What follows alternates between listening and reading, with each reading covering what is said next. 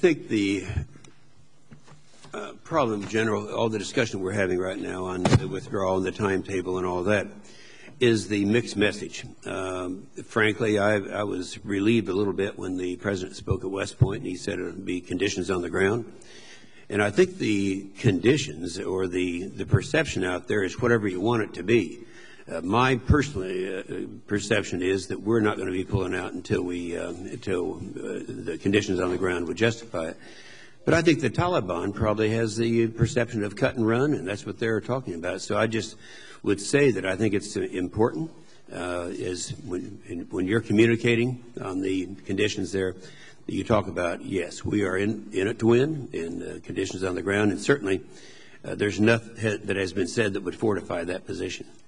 Well, I tried to make that clear in my statement today. When I mentioned that neither the Taliban nor our Afghan and Pakistani partners should have doubts about our continuing the fight. Yeah. Well, that's good. In your opening statement, you also talked about the merits of the SERP program, and I do appreciate that because I've seen that in action. I see how it works. We actually cut that by $300 million from 1.1 to 0.8. Was that a mistake? We asked for 1.1 because we believe we need 1.1. We're also aware, though, that we have, in a sense, we have not used some of those funds in the past, and we've returned them.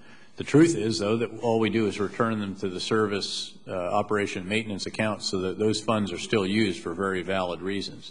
But we believe that we will need that. That's why we asked for it, and we would hope to get it. And I agree with that. I was real pleased to hear you mention several times your conversations you've had with Karzai. Frankly, I wasn't aware of that. As the CENTCOM commander, Senator. Yeah, but you were talking about, yeah, I understand that. Well, I have to say this, though, in the years that I've been on this committee and previous to this, the House Armed Services Committee, when we go through confirmations, this is the first time that I've heard the chairman say when confirmed, not if confirmed. So let's just keep that in mind. We've had actually 3 conversations, Senator. Once right after the nomination, yes, sir. And then 2 more in recent days, including, as I mentioned, one coming over. And by the way, he asked that I give my best to Chairman Levin and Senator McCain. But we were talking, in fact, about the reintegration decree that he just approved this morning, which is really quite a positive development. And now the focus shifting to the Afghan Popular Protection Program effort that his national security team is working on. Yeah, I think that communications, that's important because a lot of people don't realize you have that relationship, and that is very important. There are a lot of things that have been done in Iraq that perhaps should be done, and I'm very comfortable that you're going to go in and take advantage of that. One of them was this task force, observe, detect, identify, and neutralize, that its objective was to take back the roads. General Petraeus, under your leadership in Iraq, our forces were using that take back the road strategy, combined manned and unmanned surveillance aircraft and quick reaction teams. The results were great, at least what I have read, that they have been credited with killing 3,000 IED emplacers and capturing 150 high-value targets. Now, that I assume that has not been taking place, that program in Afghanistan. Am I correct? And is this something that will work there? Is there some condition there that is different than Iraq? Well, there are small components of it. But again, we just have to realize that, when you only have 30,000 troops there, which is what we had up until, 18 months or so ago, and now what we have is this has become the main effort appropriately. And we are now seeing that kind of commitment. We shifted as the Central Command Commander, and then also with the support of the Secretary and the President, we've provided substantial additional intelligence, surveillance, and reconnaissance assets. And those are among some of those that you talked about, but many others. I mean, this is a very comprehensive effort when you're trying to get the IED emplacers.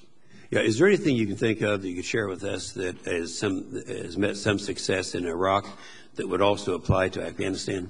Many, many things, Senator, and we have shifted substantial numbers of them over there, and others are still being established.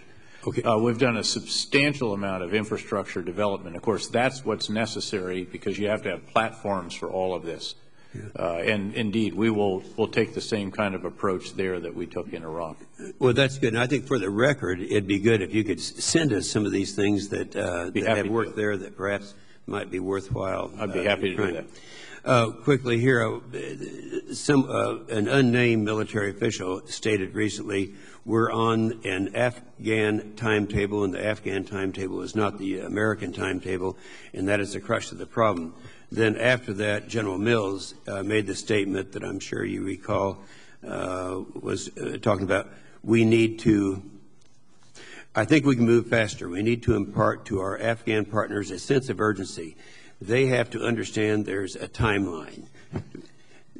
The timeline they refer to here, how do you interpret his statement? Well, again, I've seen this movie before as well. We used to talk about the different watches or different clocks that were out there when I was in Iraq, and, you'd hit the Baghdad clock to see why it was going backwards or to get it going forwards. In the meantime, you were aware that there were other clocks, including perhaps one up here that was moving a bit more rapidly. This, again, I think is common to counterinsurgency efforts. They're tough. There's nothing easy about them, and they aren't quick. In 2004, our Oklahoma 45th was over there. They had the responsibility of training the ANA to train themselves. Mm-hmm. I went over there at, I guess you'd call it graduation time. I don't think they called it that. But we watched them in the field, and I'm not sure whether you were there. You certainly had people there.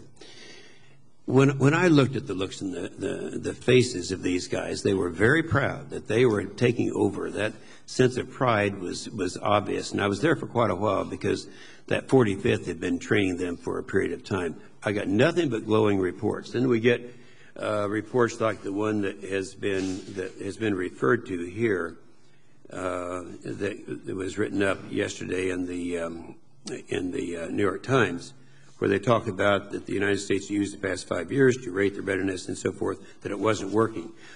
General Caldwell had said that the American, and he was in charge of the training over there, said the report was inaccurate, and General Rodriguez said it was more accurate.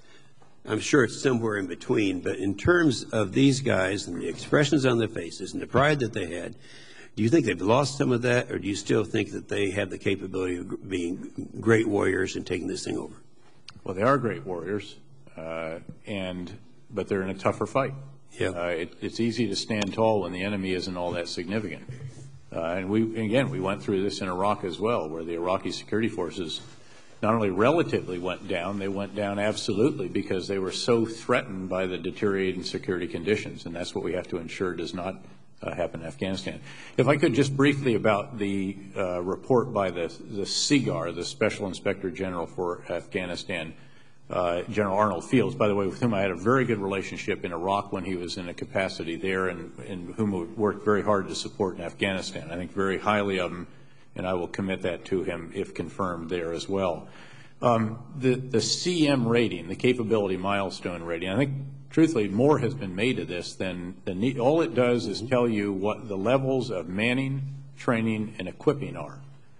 It didn't have the kind of subjective evaluation of fighting, which is really what you need, and it sort of tries to project that, well, they could be independent or they can't.